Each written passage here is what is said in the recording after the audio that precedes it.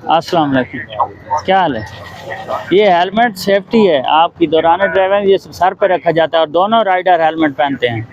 अपना driving licence दिखाएं, गाड़ी की बुक।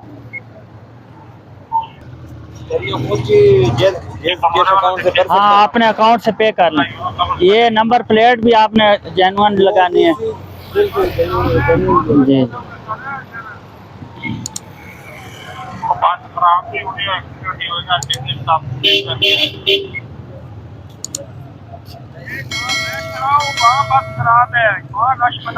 तैतीस 73।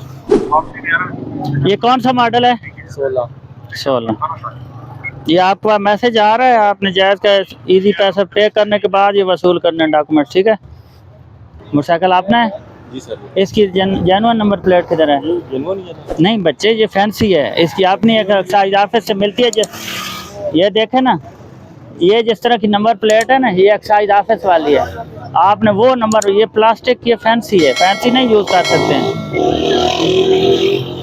और ये मोटरसाइकिल पे जब चलते हैं ना, दौरान ड्राइविंग हेलमेट सर पे रखा जाता है और दोनों बंदे हेलमेट पहनते हैं।